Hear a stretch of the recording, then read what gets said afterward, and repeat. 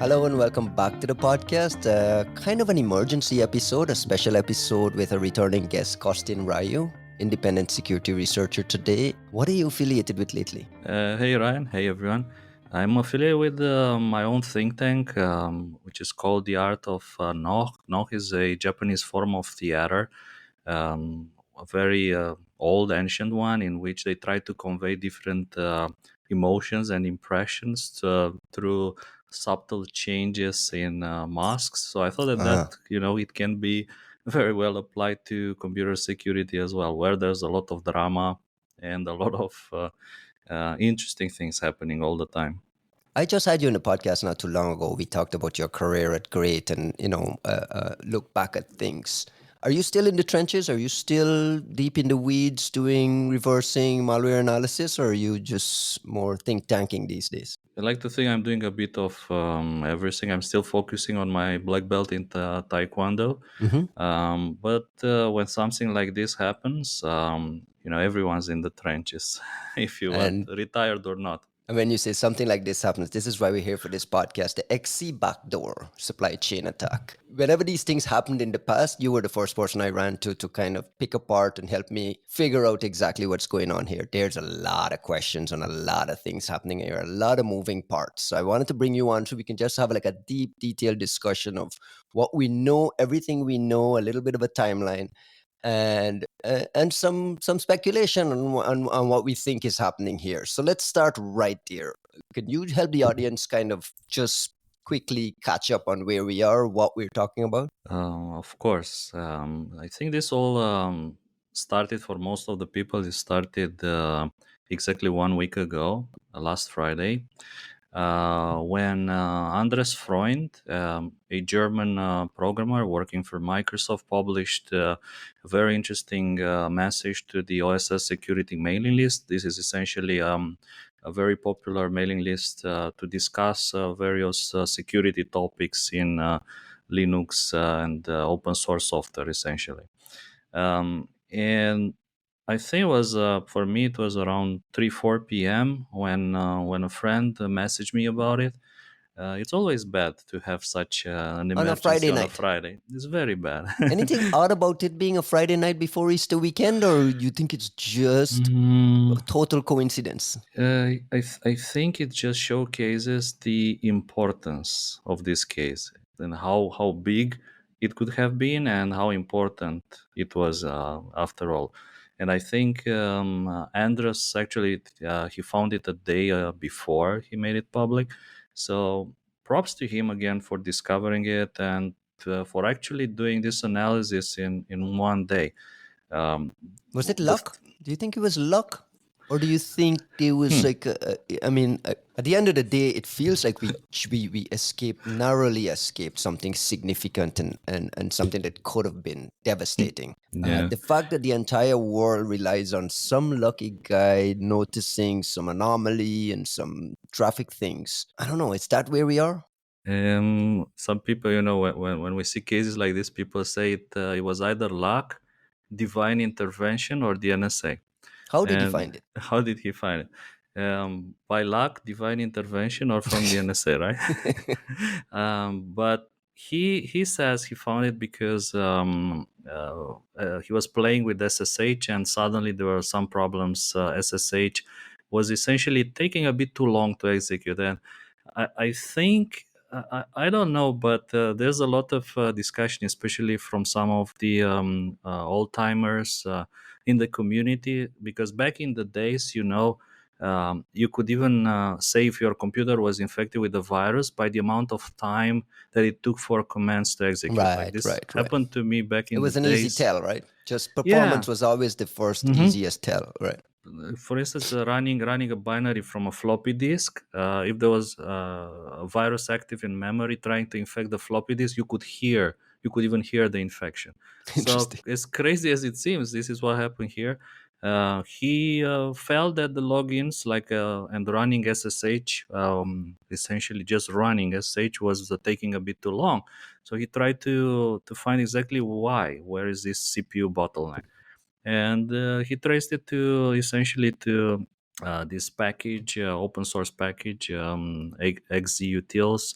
which is a compression library in essence. Compression libraries are super useful because they reduce size of updates of packages.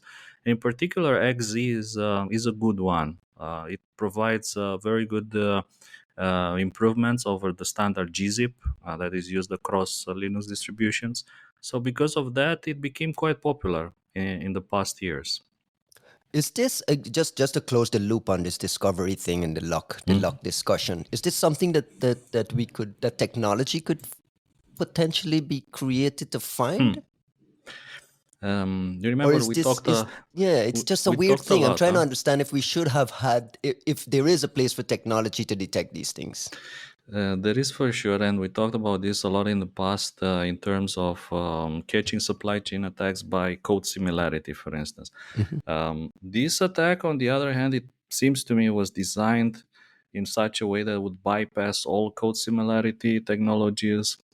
It was designed in an incredibly cunning way.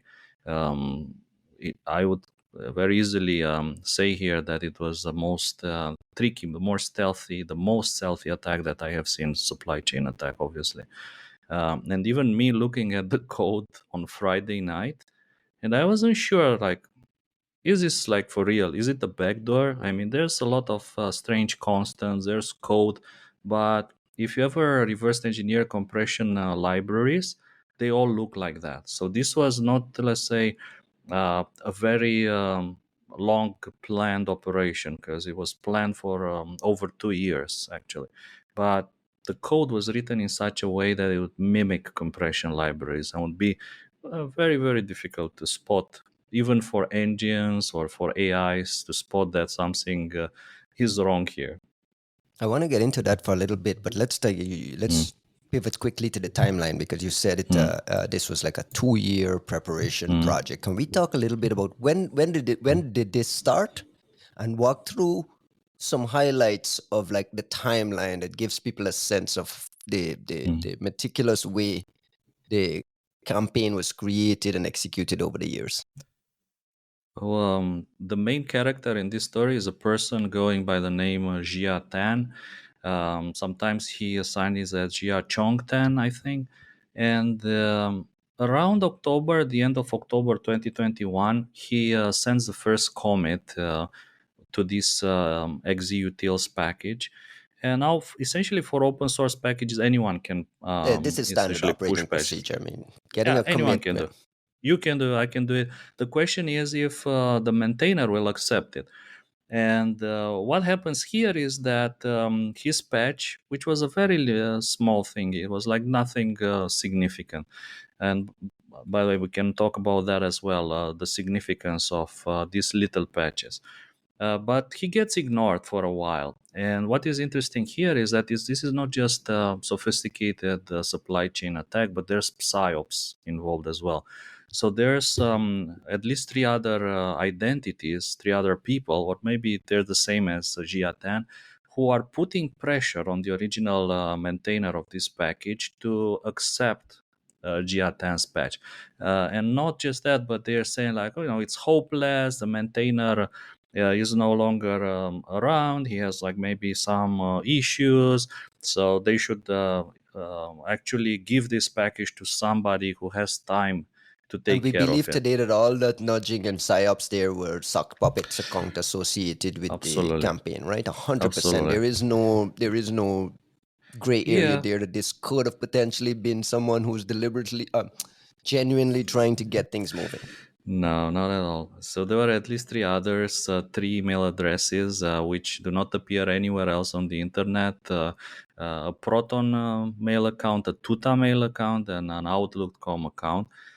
All of them over the last 2 years and a half, trying to put pressure, essentially, psyops to get Jiatan more access, to get Right, him right. eventually full commit access so that he would gain the ability to inject this package with malicious code. So pretty impressive from this point of view, the way it was executed. Um, there's of course a lot of discussions here. Is it an apt, is it like a nation state sponsored, is it the criminals, is it hacktivists?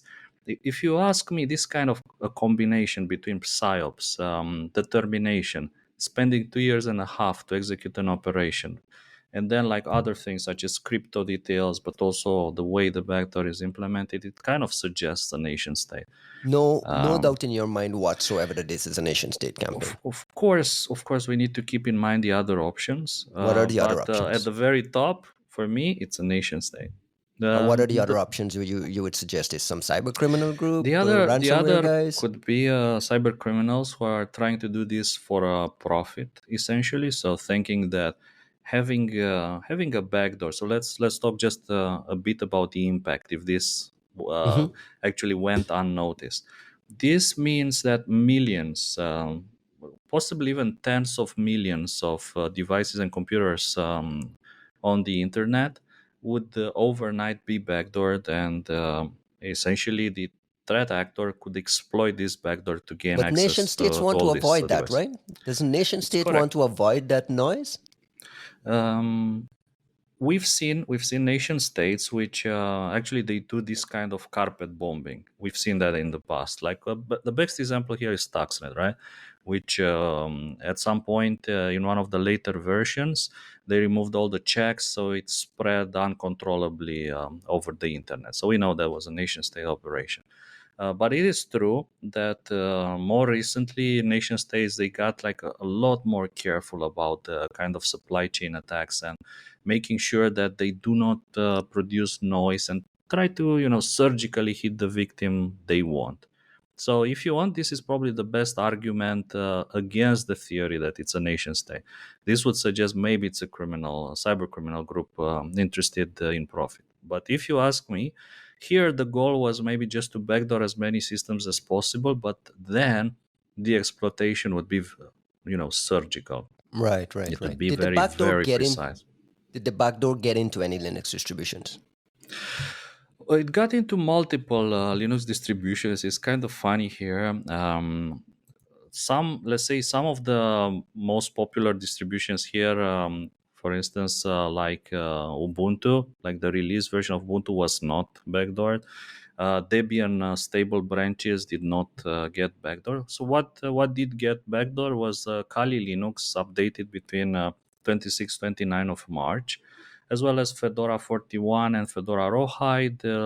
Different flavors and versions of Gen 2, Arch Linux, and Alpine Linux, and a few others as well. So if the And backdoor did get in there, why did we dodge a bullet? Like, help me understand, like, where we dodged this bullet. I think we dodged the bullet in the sense that was caught fast enough, and um, it didn't made it into the most popular server distributions on the internet. So I guess that some of the most popular server distributions, those would be like Ubuntu LTS, long-term support, or things like CentOS. So in Hmm. those, it didn't get in those. But if it got into those distributions, then it would be deployed in many networks around the internet, and then the true impact would be visible from this backdoor. Just for the sake of clarity, what do we know about Windows and Mac OS? Mhm. FreeBSD, Windows, and Mac, they're not affected because of the particular injection mechanism that was used here. So the backdoor used the Linux functionality to hijack the OpenSSH uh, process in order to hijack the authentication there. And this functionality is quite super, very specific to Linux. So nothing to worry about, I think, about this, at least on Windows and Mac, as well as FreeBSD. We got enough to worry about with those. You can worry about other things, no, for sure. Excuse me. Can you dig a little bit deep and get Mm, into how does it work? Like, how does it work? What does it do? You mentioned mm, stealthy and cunning previously. Give me a, mm, a deep dive into mhm, why mm, this is such an eye-opening kind of wow mhm. situation. Um, Absolutely, and the other thing which I think is also is worth mentioning before we deep dive into how it works is the fact that even imagine that this became, let's say, really really widespread, really popular on the internet. The attackers do not have to exploit every single vulnerable device. maybe their end goal is just one machine, right? Just one computer. And all they need is for the owners of that specific computer to install the vulnerable device. So my feeling is that even if this became popular, the exploitation would be super highly targeted. Right. So Very we, surgical. very surgical. Yeah, exactly. Have we seen something Um, like this before? we have What's seen the we have closest to seen like this? flavors. We have seen different flavors of different kinds of backdoors. What is interesting, by the way, what is interesting and important here is that this is a passive backdoor. So I think one of the experiences learned What does from that mean? previous, yeah, from previous attacks, is that a backdoor which, let's say, reaches out to to their command and control server. Maybe let's say it reaches out immediately, or maybe it reaches out after a month, or maybe it reaches out only under some specific conditions when a certain network adapter is found in the system. Still, that's really easy to spot. That's how most supply chain attacks are discovered, when the backdoor reaches out to the CNC.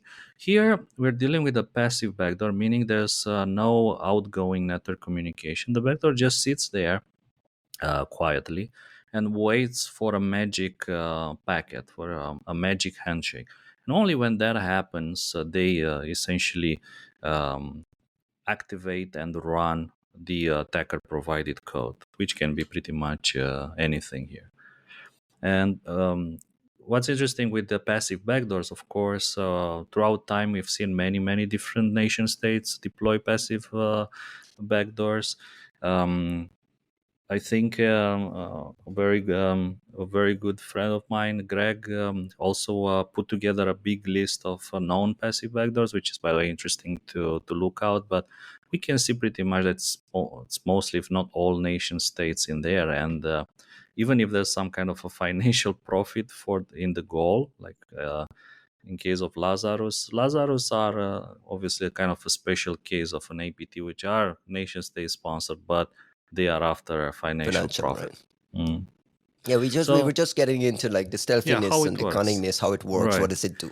Yeah. So the way this was designed to work is essentially from the probably from the beginning, Jia Tan was hoping that this library will be included in major distributions, and it will be able to hijack critical run paths inside the OpenSSH daemon. So the way it works, when it initializes, it tries to hijack a number of OpenSSH functionalities, which all have to deal with authentication. And there is, by the way, a very interesting blog as well from Wiz, in which they describe another functionality, which is essentially how the backdoor is trying to avoid leaking information about what's happening, how they try to sanitize the logs, which is, by the way, also very important, because in many cases it's from the logs that you notice that something is broken. So there is a log sanitization in process as Right. well, which can take like several forms, three forms in particular. Uh, and again, props to all the researchers who were able to reverse engineer this madness. Um, props and a lot of respect to everyone who did that, because it's incredibly, really obfuscated and difficult to understand the code. Which is why I'm not surprised if there's still news coming and people still find interesting tidbits in the code. So it's like I was saying, it waits for it hijacks the SSH daemon functions, in particular the authentication part, and then it waits for an authentication request with a public key. OpenSSH essentially allows you to log in a remote Mhm. system. You can do it either with a password, or you can do it with a public secret key pair, and they wait for a very specific public key private key combo to arrive. So they wait for a message which is encrypted with the attacker's private key, which cannot be decrypted. Only it can only be decrypted with the attacker's public key, obviously. Right. And I think it's interesting here the way this was implemented from several points of view. So first of all, the algorithm they chose for this particular task is the Edwards curve 448, which is a bit unusual. Everywhere, pretty much everywhere, if you look around on the internet nowadays, people use the Edwards curve 25519, which provides 128 bits of security. WireGuard uses it. Um, it's, I would say, the standard nowadays. This curve, the one that we have here, ED448, it provides a bit over 200 bits of security, which you may say 200 bits is better than 128, but in reality, with today's technology, it makes no difference. Both of them are vulnerable to quantum computers. So if someone creates a quantum computer, a reasonably powerful one, it will break both versions. So the only reason to use that is maybe one, if they somehow suspect that somebody has a computing advance that allows them to break 128, yeah. 25519, or in the near future, but not the more sophisticated ED448. Or the other thing that I was thinking here, they wanted to avoid exactly what you were saying, attribution by code similarity, or engines or tools or Right. AI spotting the ED 25511 code in there and suddenly saying, huh, this is suspicious. Why this code suddenly in this library? Since there's no public key cryptography required in this library, then what's going on? So maybe they use that, especially as an unusual curve, an elliptic curve system. I don't know. It's an interesting choice, in my opinion. I, I, And I, there's a thought that I can't shake is, let's just say this was successful and it got into major Linux distributions. mm, Were we were we resigned to just hoping for luck to find this thing, or were there any characteristics in there that would mm, have been flagged by some form of technology if it had been widespread distributed enough? Help me understand if there's anything there, or let's just say he was completely successful. mm, Would we been mm. without this Microsoft guy luckily flagging that bit of thing? Will we just be sitting around here all owned? I mean, like, help me. I'm sorry to say, and I'm sad to say that I very much doubt that anything would have found it, Wow. like any technology.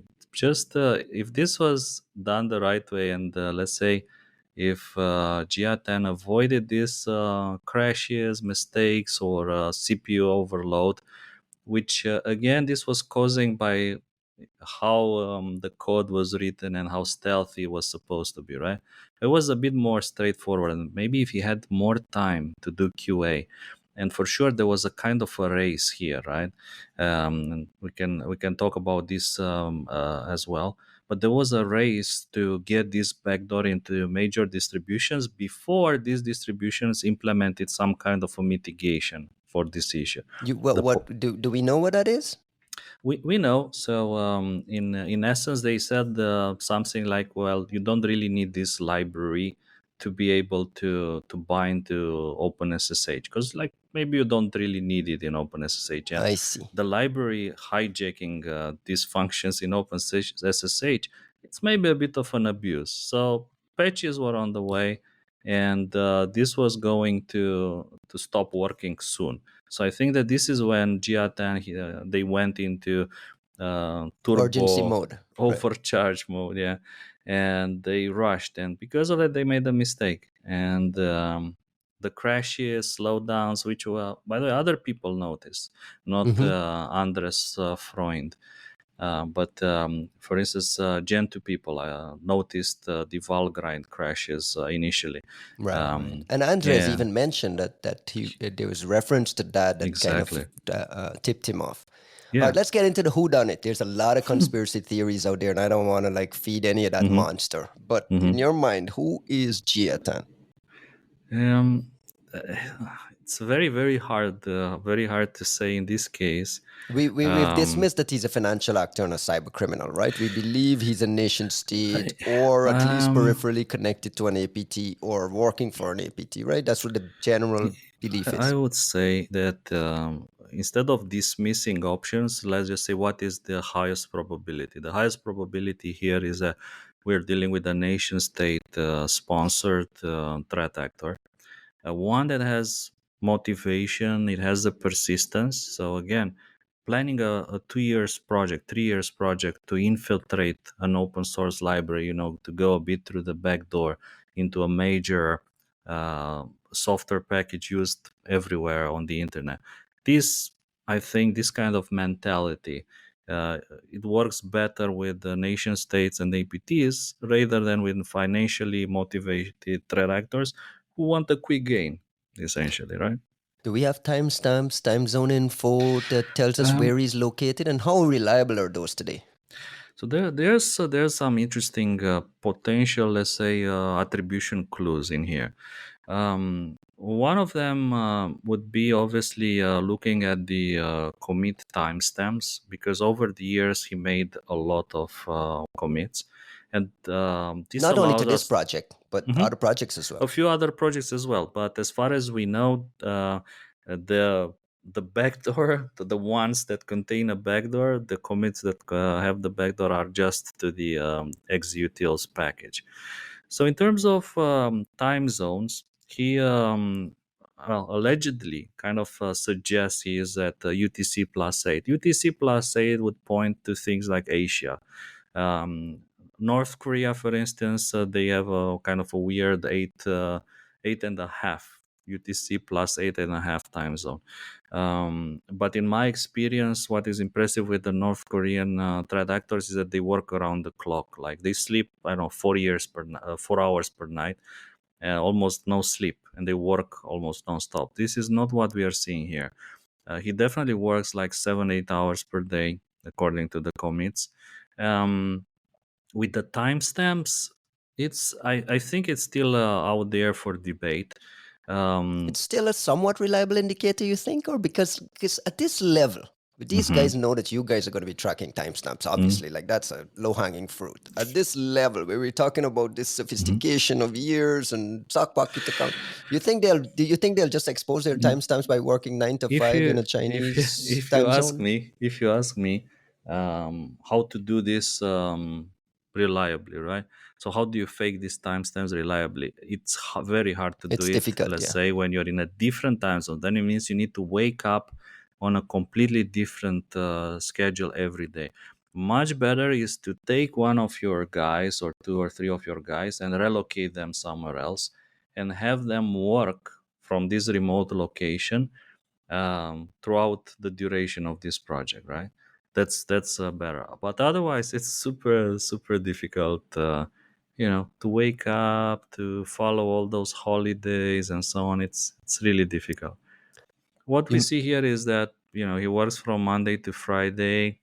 Um, Depending on the interpretation of the time zone. So two students, one in Germany and one in the US, did an analysis of these timestamps, suggesting that um, Jia Tan made a couple of mistakes. So in some cases, instead of this UTC plus 8, he comes from UTC plus 3, which would point to something like Eastern Europe, if you want, my country, Romania, Mhm. maybe a bit, further east from Romania, like Middle East countries, Russia even could be an option. I'm not entirely sold to this theory, so I don't fully believe it, because some of these commits, they were run through email. So Jia Tan just mailed the patches to the original maintainer of the packages, and he implemented that with his time zone apparently. So I'm not like 100% convinced about this theory, but it's a possibility that everything that we see, such as UTC plus 8, is a diversion. And also, there's another artifact here.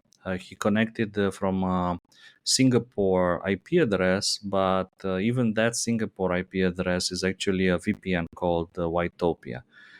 So the very single fact that that's a VPN, to me, it raises some flags. What Um, do we know about the Sockpocket account mhm, identities? This Gregorian that you mentioned, yeah, and some of the Miso other email Eater. addresses that were doing the PSYOPs part. Have we Mm. seen? Are we doing any sort of analysis of those email addresses? What do we know about those? I did like on my side. I did a couple of checks. I have a very big collection of leaked information from underground forums from the internet. There's nothing like these people. They just don't exist. These are accounts that have been specifically created to support the psyops to get Jia Tan the access and to put pressure, mental pressure, psychological pressure on the original maintainer, which is again quite impressive in my opinion. You mentioned North Korea. Are you Hmm. holding North Korea as the number one suspect?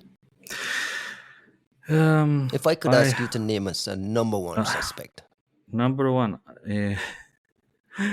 I heard, by the way, I heard like a very very interesting discussion in the field of mathematics, for instance. Are you going to give What me is one of like these diversion stories again? I will. I have to. But I'll make it very short. Like, what is the most interesting, most beautiful equation in the whole of mathematics? This is like complicated because in mathematics you don't have like the most whatever. You have sets like the real numbers or integers or whatever. And within that set, everyone's equal. So if you want me like to say Give me who your is the confident top speak. the top culprit. What do you intelligence people say with certain level of confidence? Whatever the language is. I'm trying with all your experience and all the years of looking at this stuff and everything you've seen and we've talked about here. Mm. And I say, Costin, gun to your head. Who do you think this is? Where does your head go immediately? Um, I'll give you like the top three suspects, and then we'll talk a bit about each Do of it in them if you order. want. In order, I'll do it in a random order. So, Not in a random order. Go ahead. for sure, Lazarus, which is essentially a North Korean threat actor, the ones behind the famous Sony. Bangladesh bank heist. Of course, Sony Pictures hack, but many, many other. WannaCry, if you want. They are masters of supply chain attacks. They're masters of infiltration. They were hitting security people with 0 days, and security people fell for it. Right. So, like, Continue to. And they continue to. probably Yeah. they continue to fall for Lazarus attacks, and their purposes are pretty clear: financial profit. They do this kind of mass things. They do all sorts of stuff, all sorts of stuff. And now, because they actually became, in my opinion, the number one cryptocurrency threat actor in the world, they amassed a huge amount of cryptocurrencies and essentially money from all these attacks. So that means with money you have resources, and with resources you can pull any kind of a heist, including something like this. So So it they could be definitely have this capability. they 100%. have absolutely they're And the cunning, they're motivation. skilled, they are motivated, they have the patience. So they could for sure run something like this. Interesting. Any other candidates? Another top candidate for me would be APT-41, which are again super famous, sometimes Give me called some other names so that the audience can perhaps yeah, recognize some sometimes other names. called as WinNTI if you want, or this lead and barium back in the days by the Microsoft names. They're also behind some of the most like famous supply chain attacks over the years, such as Shadow Hammer, for instance. It's one that we found. I would Chinese backed, say right? it's a Chinese nation state sponsor for sure. I would say they also have the patience, the determination, like the mentality is there. One thing which I'm not entirely sure is the language. So in general, what we see with these Chinese threats, Chinese speaking threat actors, is that their English always has like some issues. And here the messages that Jia Tan was writing, like from time to time to mailing lists, they are like decent English. So either they had translators or support, or I don't know, maybe they're using GPT, large language models. But this is something which kind of stands out a bit to me, that the language is a bit too good. There's still mistakes. There are for Mhm, sure mhm. still mistakes. Yeah, there are typos here and there. I saw someone Mm, making the note that the yeah, word Dino. guarantee is spelled in a very unique Exactly. way. Yeah, Dino was saying that. yeah. But again, everyone makes mistakes. And some people say that even Linus Torvalds makes these mistakes, misspells words, right? Especially the same word over and over.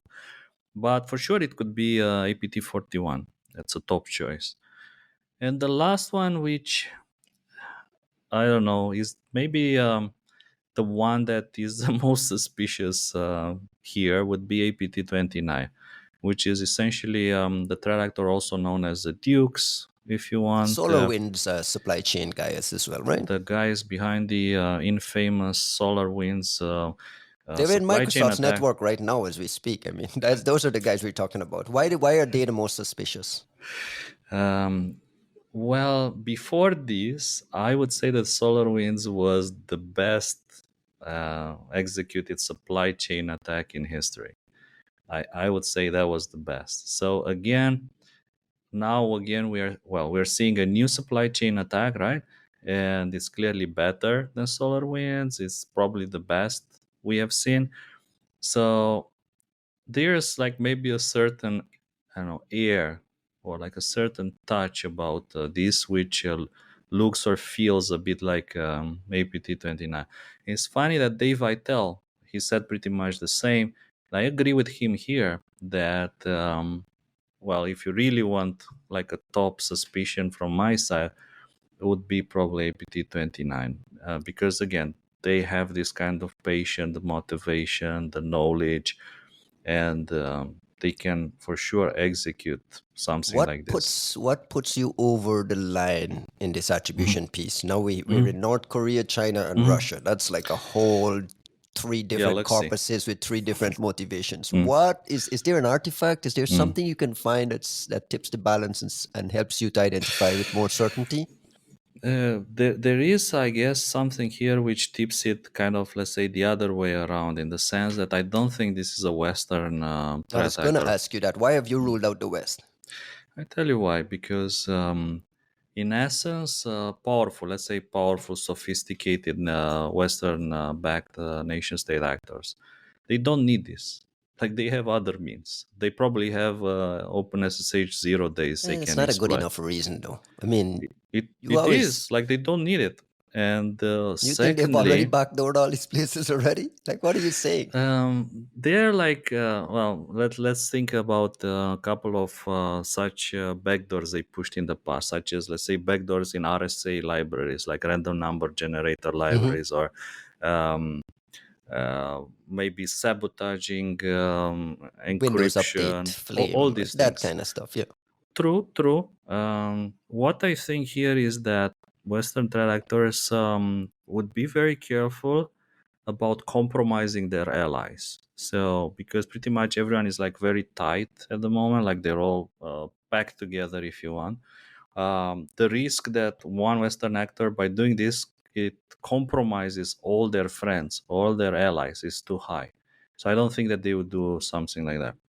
The other thing here is that, in my opinion, let's say the NSA was behind it, they wouldn't use this ED448 algorithm. Instead, they would actually use a quantum Some post quantum. resistant Yeah. post quantum encryption.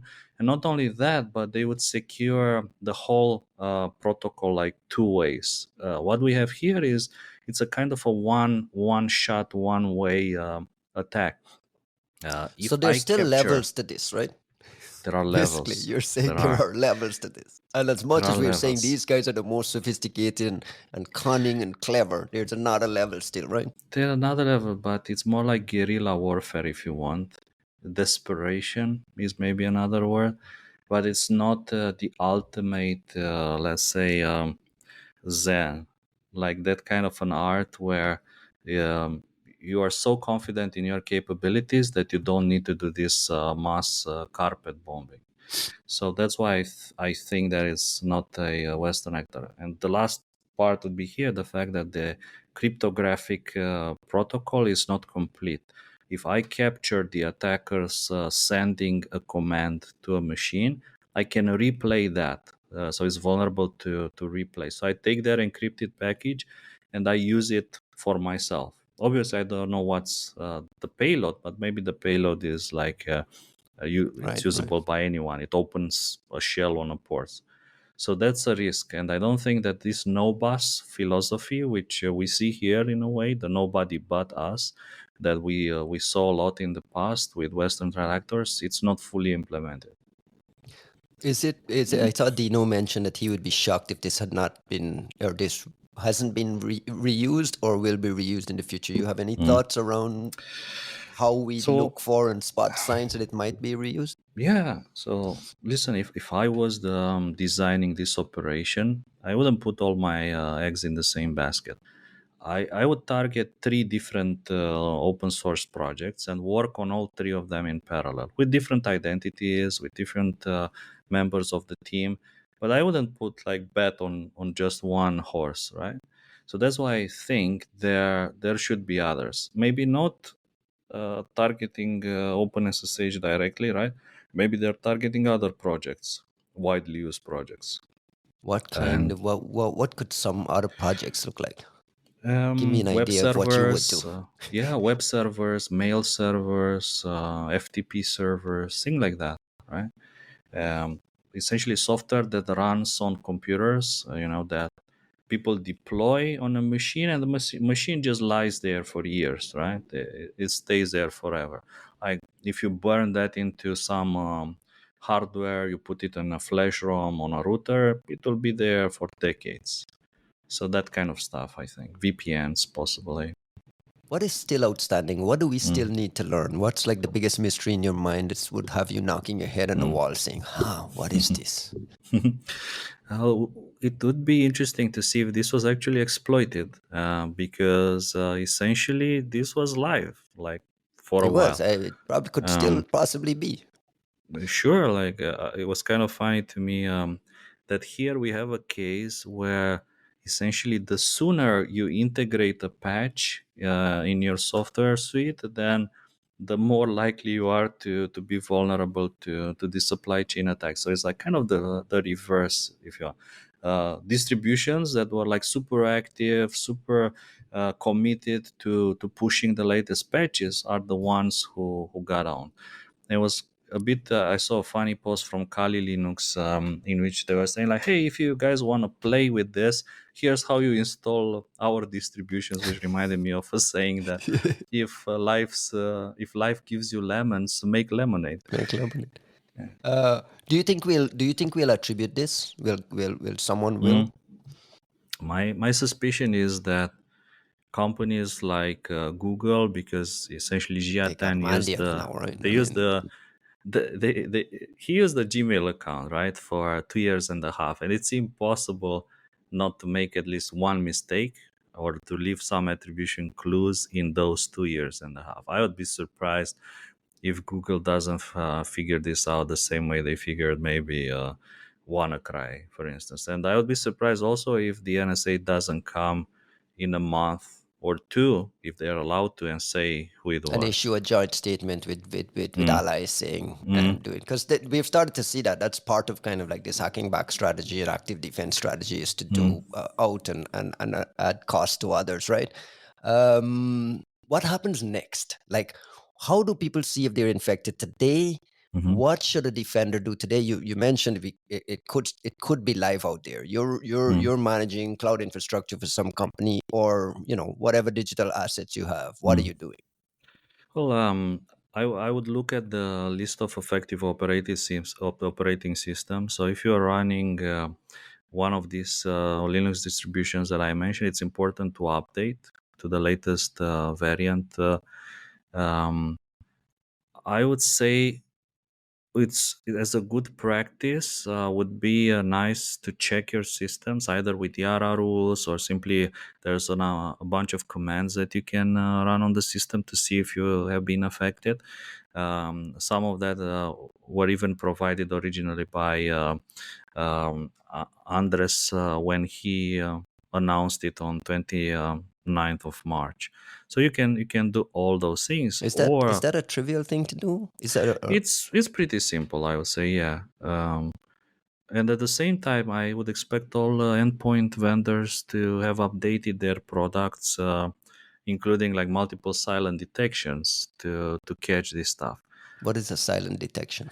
A silent detection is essentially a kind of a detection that brings you telemetry in order to understand maybe how widespread an issue is. Sometimes I say you have some crazy Why does it have to be heuristics. silent?